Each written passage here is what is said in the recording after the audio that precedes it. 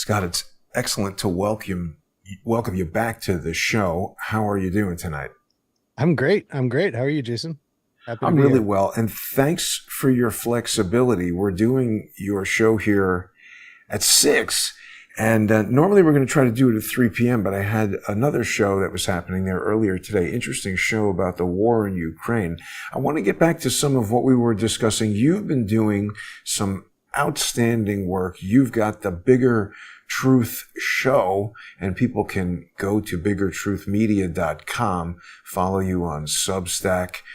They can watch our live streams together here on X, follow you there at Bigger Truth. And also at 6:30, we are going to have a sponsor exclusive segment that people who support you on Substack at biggertruthmedia.com will be able to join us for. People will also be able to get a simulcast of that on all the Crowdsource, the Truth channels. What would you like to discuss today, Scott? I actually just got off the phone with one of my sources that gave me a little bit of a, you know, not necessarily new details, but an interesting perspective, kind of an inside perspective on what's happening with Boris Epshteyn. And so I think that, that might be an interesting place to start because, Boris is very close with Steve Bannon. He's been on Bannon's War Room, since the beginning. He's been a frequent guest of Bannon's War Room. And he's an attorney, and he's Russian. He's I don't think he was born in Russia, but his parents were. And he's a pretty smart guy. He's very kind of America first, that's his brand. And he's been with Trump for a long time. And I think that Trump really trusts him. And so there was John Solomon put out a really major hit piece on him. I think it was this morning or last night.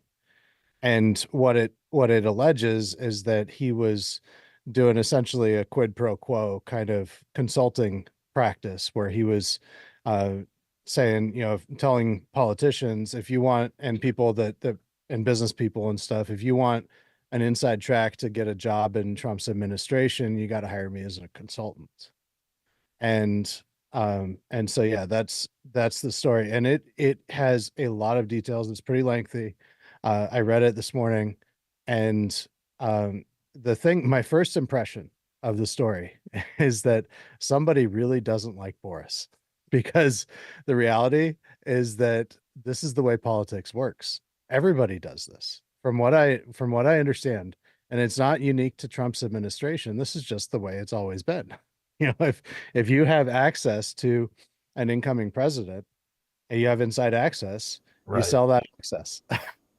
That's just the way it works. Well, but And does he have evidence of that? Because it's also, there always seems to be somebody who's there to make an allegation that seems credible. In other words, we've seen these kind of allegations against Matt Gaetz, and I think, it's one of those things. People look at him and decide, do they like this guy? Do they dislike this guy?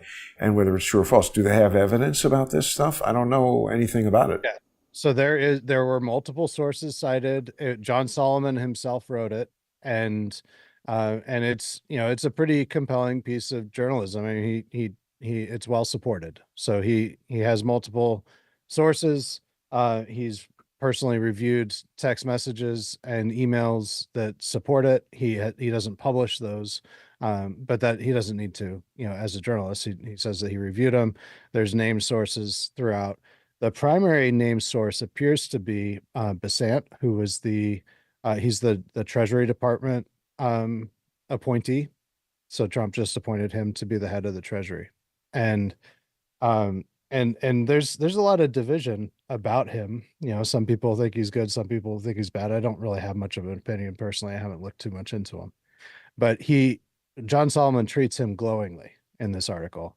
And the impression that I have is that that's his primary source, and that he had other sources as well. And so I think that it's Besant that is unhappy with them. He tried to actually, so what Besant says is that Boris approached him back early this year and said, if you want to have a the possibility of getting into and getting a job, a high level position in the Trump administration. If he wins, you got to hire me as a consultant now. And he was, and it was multiple tens of thousands to even hundred thousand or more per month is what he was charging, which is kind of crazy. That's Wow. yeah. And what he was saying in there is that, that this is, I'm providing communications consulting. That's what he's saying. But the thing is that all of them do this. Everybody does this. From what I understand, Corey Lewandowski is famous for it in Hmm. selling access to, especially to candidates that want a Trump endorsement. Wow. But I think I talked to somebody today that thinks that even Don Jr. and Eric Trump probably do it. So, Wow. I Well, think everybody, but do whether they they know money, or they just say that? well, so here's what one person said is that even if they don't actually charge money for it, they still have Trump's ear. And so they, they Anybody have, gives them anything, there's potentially a presumption that you're gaining some level of access to the president. Well, I mean, so, okay, you're talking about sort of a spectrum. I mean, obviously, if you met Donald Trump Jr. and even had him on your podcast and he liked you, it would increase your likelihood of gaining access to the president. So there's some spectrum of what you can do that is okay that does that and what you can do that, I mean, straight out telling somebody you got to give me 50 grand if you want to even entertain the possibility of talking to the guy.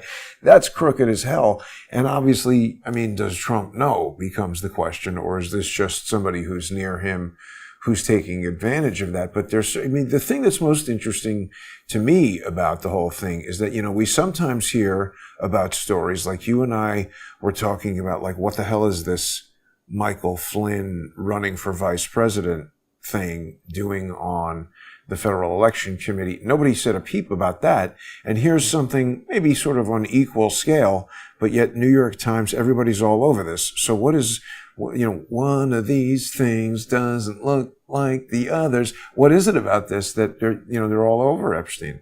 exactly. Why? And Patrick Byrne has been running victory lap after victory lap Oh, today. If you look at his X, he's well, got 3 or 4 posts about it celebrating. He really does not like Boris. In one of them, he actually says that Boris hates Flynn and he's a Flynn hater. And he's very happy. but is that Patrick, true? Because sometimes what these lawfare lunatics do is they'll stage a public fight to make you think they're enemies. Now, one thing that's pretty nice here, Scott, I think maybe just last week or something, they changed it so that even if you're blocked, you can still read people's stuff. Mhm. See that? Right. So he's inventing a napkin or something. What's wrong with our election system? Hmm. Oh yeah, look at that. Who was asked to give Boris payments under the table? If I were in Trump world, I would suggest. So see, this is interesting. So it I'm not defending anyone, but when I see these guys hanging around promoting a particular angle on the story, it's very interesting, isn't it? Well, and that one too, that one especially in South Carolina, because I've looked into South Carolina quite a bit. And Drew McKissick, he's the state party, the state Republican Party chair there. And he has done an excellent job of holding back the so Jeff Davis and Keith Blanford are the two insurgents. They're the leaders of the insurgents in South Carolina, and they're close to very close, very close to Flynn and Byrne. And so, of course, he's attacking Drew McKissick because he's done an outstanding job of holding, standing in the gap and preventing them from really rising into power beyond their counties. And so yeah, they use that to attack somebody else. Here he's even saying hallelujah as Hmm. and um yeah, it's interesting. Um so that's an element of it. And I think But wow, Bor this is saying that Trump's own team found that Epstein did that's right. this. So It's an that internal seems. So is he um fired or what happened? um no, I don't think he was formally employed. He was just somebody that Trump, and I think that this is probably extremely disappointing to President Trump. He is, he, I think he genuinely likes Boris, and I think that he speaks, from what I understand, he speaks to Boris very frequently and like multiple times a day, possibly. And so I think that Trump's probably not too happy about this. He made a statement that's in that John Solomon piece saying nobody should be making money off of this. They should just be doing this to make America great again, which obviously is the right thing to say. But I think that he knows that, you know, this is part of what's going on. If he didn't know that this was going on, then I think that that would be even more problematic because from what I understand, it's pretty widespread. Yeah. Yeah. I mean, see, that's the whole thing, like what people know and what they don't know, and what malicious actors get planted in the sphere around Trump to do crazy stuff and then blame it on him. Like this whole Michael Flynn thing, excuse me, Michael Cohen thing. And by the way, that's another topic for us to discuss. The fact that they just like took like, oh, drop all that. It's like, wait a minute, how the hell can you do that? Just suddenly drop. You were ready to go. And somebody raised a very good point. If Trump hadn't won, do we really think that Jack Smith would have dropped this case? They would have proceeded with it. There's something very, really unprecedented, I would say, happening now. The deep state is convulsing. Don't you agree, Scott? Yeah, well, I think that Mike Davis, I don't tend to agree with him on a lot of things, but he was on Steve Bannon today. I saw you share that. And I actually really I agree with him there. I think that there are judges right now who are very nervous because they have taken great liberties with the law to in order to really persecute Trump. Yeah. Or not just Trump. But see, that's the thing. Trump has exposed it. I mean, I've experienced it firsthand, not criminal, thank goodness. They don't have the power to put me in jail. I mean, that is, I haven't given them the opportunity, I should say, and I'm careful to try not to. But just even from a civil standpoint, dismantling my business, my ability to, access audience and to grow the show, which, by the way, I want to thank you again for starting this new sponsor exclusive show with me. People can be able to join us in about 15 minutes on biggertruthmedia.com. And also on odyssey.com/@crowdsourcethetruth, crowdsourcethetruth.substack.com, and subscribestar.com, and patreon.com/crowdsourcethetruth. Not to digress, Scott, but just for a minute, this whole direct to viewer sponsorship program, this is the only reason I'm still around with Crowdsource the Truth. I started this 8 years ago. Everybody was like, oh my God, I'm getting demonetized on YouTube. Whoever imagined such a circumstance could occur? And I was brand new then, and I was thinking, well, gee, why do I want to get involved in trying to be monetized on YouTube if everybody is complaining about getting demonetized on there? And at the time, things like Patreon and whatever, I think we're pretty new, and not a lot of people were really using them. Obviously, Odyssey and Substack and those other things weren't even around yet, but I just started promoting this idea of direct to viewer sponsorship because it seemed like the only way to do it to me. And what I've realized over the course of several years is it absolutely is the smartest way to do it, because rather than having one big, gigantic corporate sponsor, even if it's some really patriotic water filter company or some gold exchange company, if they decide they don't like what you're talking about and stop advertising on your show, that's it. They have too much leverage. Here, everybody becomes a micro sponsor, and individuals are free to sponsor or not sponsor, agree or disagree. We're not trying to convince anybody of anything, just share our views and like that. Yeah, I think you know the the reason why so many of these things have happened to us is because our media is completely captured. And we really have a captured media, and on the right and on the left. We do not have investigative journalism in this country. And when you don't have journalists going out there and trying to find out what's going on and exposing the people who are in power, then the people who are in power just run with it. And and that's a big part of what we've experienced. And I think that it's no accident that the whole media landscape and the business model for journalism has really imploded. I mean, you've got that what YouTube did there was terrible. And Facebook, they've done the same kind of stuff, and that's one of the big things that really needs to be exposed, and what Twitter 1.0 was doing under Jack Dorsey. And so you've got big tech really conspiring, but then the media companies too. I mean, news consumers expect to get free journalism. They just expect that journalism is going to be free. But if I could go work for a newsroom and report on the things that I'm told to report on, but I wouldn't have the freedom to figure out what I think is important and what I think people need to know that isn't being investigated, and what isn't being told. And so you'd miss out on that. And so I think that what you're doing here is really important, and what I'm doing is important, and we need more of us. And I think news consumers really need to step up and to help these little guys that are really boots on the ground trying to Yeah. for the stories that won't be covered otherwise. Yeah, and also I encourage people to think of it not as, helping. And sometimes people send me messages like, "Oh, can I donate?"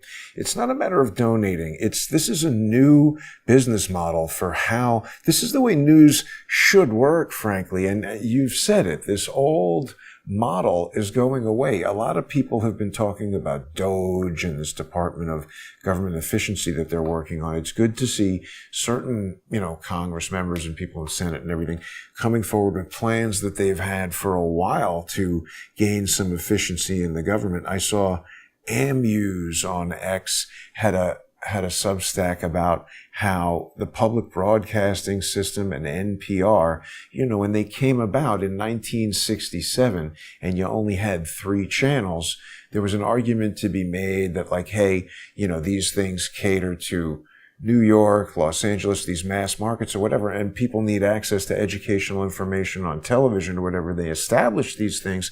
But, that was 60 years ago. It's a relic, and they no longer can make a valid argument that people don't have a choice in media. I think what we're doing, and with the help of our sponsors, because we couldn't do this without them, we're eliminating this sort of legacy idea that news and information and entertainment are free, air quotes, free. We're just going to cut to a break from our sponsor here at Pfizer or Exxon or Lockheed Martin or whatever it is. So, people want to not be captured by these corporate interests, and this is the way to do it. But just to focus back on the message for a second, you had raised an interesting point when we were speaking earlier today in terms of who will Trump investigate first. And it does seem like, hopefully, if we can avoid any extremely stupid, well, I should say fatally stupid decisions by Joe Biden, if we don't get nuked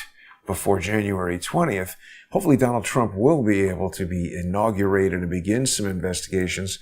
Who do you think? Who's the first? Well, I think it's got to be the investigators. You got to first investigate the investigators, and and that's where there's just a huge question: how does the FBI investigate itself? And it has to. And I think that there are people within the FBI, honest investigators within the FBI, who are absolutely disgusted with what's gone on there. And there is nobody better to investigate them than those people. So those people need to be identified and put into a position of. But wait a minute, because I'm getting confused. When you say those people and the FBI and blah, blah, blah, isn't it true that the investigators, I mean, they're no longer in the FBI. We're talking about Robert Mueller, Andrew Weissman, their whole team. This was, we're going back 8 years now. And, when you say they, who is they? Who will investigate whom, if that's grammatically correct? Let's start really drilling in. Like, who do you think the very first? I mean, shouldn't Norm Eisen, Andrew Weissman, Benjamin Witties, who put this thing together? Who's the cherry on the top of this? That's, Flynn's not the mastermind. No 1.2 GPA put all this together. He's just pulling triggers. Somebody else is the shot caller. Well, I mean, didn't Strzok and Page admit that they were reporting directly to Obama too? You know, so I think that it does need to. We have Trump, when he was former president, being investigated by the FBI, and if there are legitimate ties to him as he was sitting president, ordering the investigation of a candidate for president, and illegal wiretapping. And abuse of FISA courts and all that kind of stuff. I think that really does need to be exposed, and people need to pay. And well, Hillary I agree, but the question, I'm sorry to interrupt you, but the question is, do you think they have the capability to it, the FBI? Do we have confidence in them? And, it seems like the momentum is going towards Kash Patel everywhere. That's the only name I hear people recommending as who should be the FBI director. Well, I would be shocked if there aren't other people under consideration also. Dan Scavino said a couple days ago that Mike Rogers has never been in consideration. And, that really just shows how much speculation, how much of a divide there is between reality and speculation. So I don't think that that Kash is the only name being circulated. I think that all of this that's happening, this is primarily the Flynn network, and they're social really, engineering. yeah, Just putting that out. Yep. I think that's I what's agree. going. That could be right. So why would you object to who first of all, why would you object to Kash Patel for FBI? Maybe, you know what? We're almost out of time, Scott. So what we'll do is during the sponsor exclusive segment, we'll get into some details on this. Who you think should be leading the FBI, why you object to Kash Patel as the FBI director. And, let's get into some sort of like wargaming of what's this going to look like, investigating exactly who for what, and who will do that.